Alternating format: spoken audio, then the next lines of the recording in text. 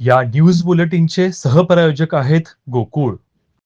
Bharatiya Janata party, Maratha महासंघ, DJ foundation, RPI Athawale गट यांच्याकडून भारतीय संविधान दिन अत्यंत उत्साहात साजरा करण्यात आला.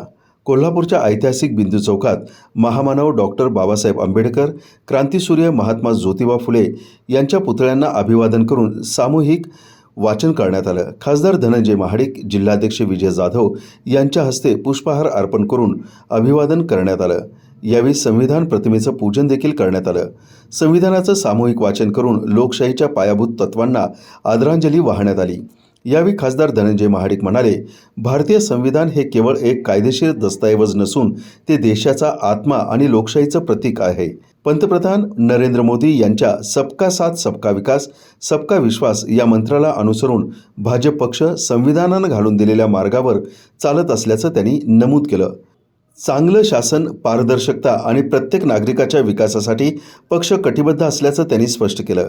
याप्रसंगी जिल्हाध्यक्ष विजय जाधव म्हणाले, देशाचे पंतप्रधान नरेंद्र मोदी हे पंतप्रधान झाल्यावर संविधान दिन आपण साजरा करीत आहोत.